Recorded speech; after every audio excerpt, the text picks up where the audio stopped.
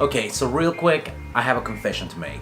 You see, the last photo that I posted on Instagram is slightly fake. You see, what happened on a road trip to Alabama just a couple of days ago, I stopped in. Where is that? Mississippi? Louisiana? Let me Google this real quick. So you see, when we got to Louisiana, we stopped in Baton Rouge, and as we were getting there, the sunset was literally happening. So what we did, we went to the Gulf of Mexico just as the sun was going down. Not a minute to spare, we decided to take, the camera out and take several photos.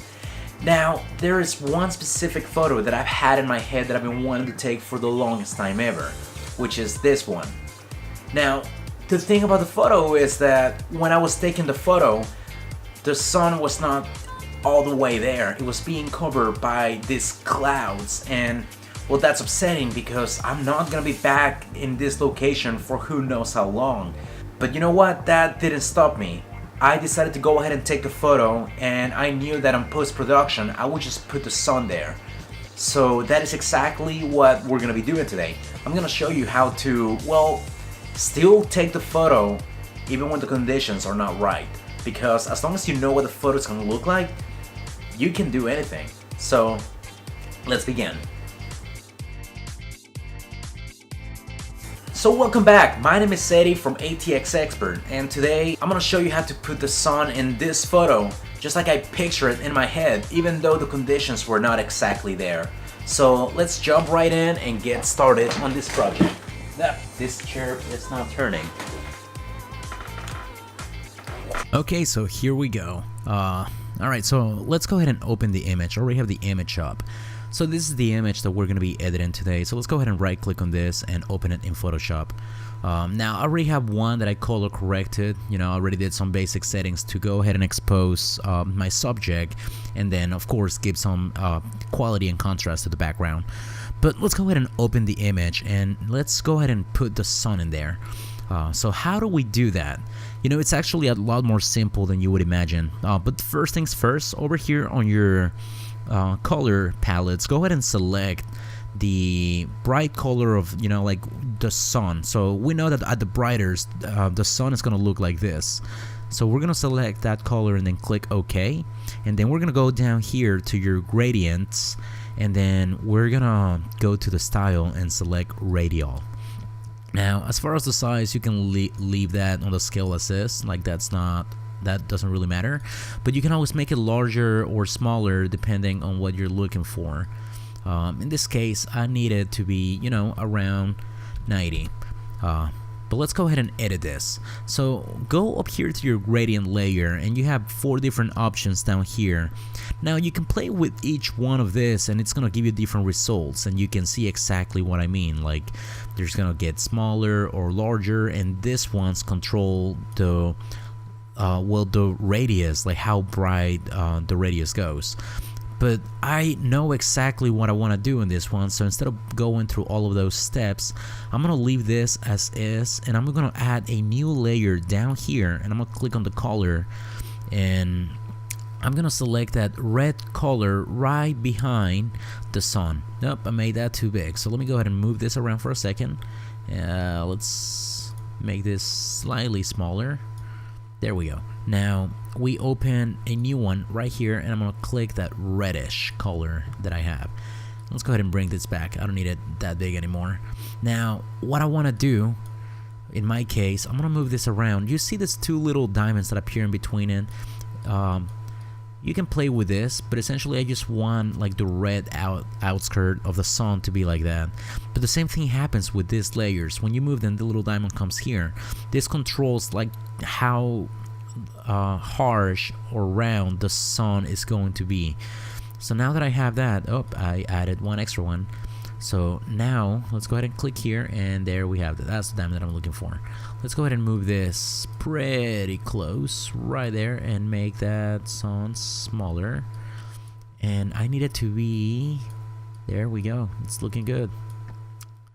Here I am making a brand new star. Woo! Alright. Alright, so you basically gotta mess around and find exactly what it is, like the size that you're looking for, the radius and such.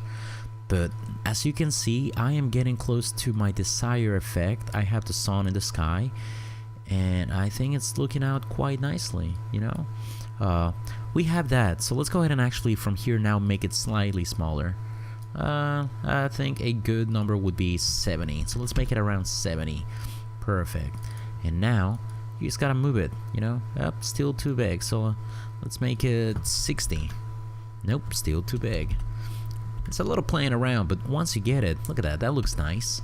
We have the sun already where I need it to be. Just go ahead and position it.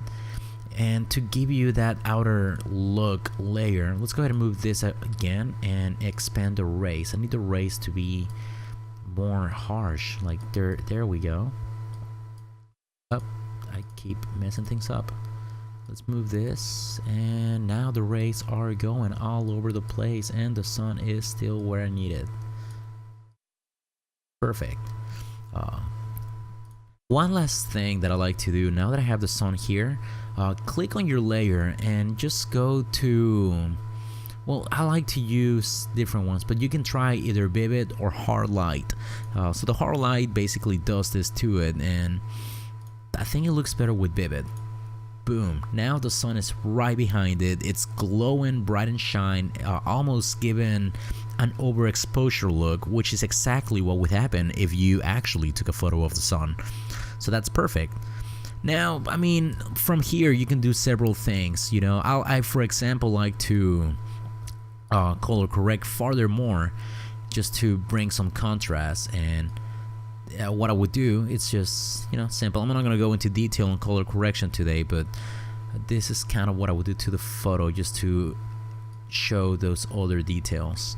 And lastly, down here, selective colors, and I would just go down to my blacks, drop this a tiny bit, increase those blues because the blue look good. And lastly, the whites. Let's make that sky a little bit redder, and there we go. The only thing that I would do from here is get the photo ready for Instagram, so I'm gonna crop it. Now, the best aspect ratio for Instagram would be a 4:5. And there we go. Just select the area of the photo. Don't forget about your rule of thirds. Try to frame that just nicely, and I think this is perfect. Let's go ahead and crop that, and there we go. Yep, the sun moved out of place, but worry not. Let's go back to the gradient and move it. Alright, so there it is. It's a simple process, and that's how you basically put the sun where it should be. Any questions, please leave me a message. Feel free to leave a comment asking me how it's done, or if you get stuck on any other step. But yeah, don't forget to follow, because I will be posting more tutorials on different channels, on different photos and different things that I do. Also, don't forget to click subscribe and check out my Instagram account at ATXExpert. So I will see you guys again, hopefully soon. I keep going off the record by making and not making videos, even though I keep saying I'm going to. But I digress. See ya.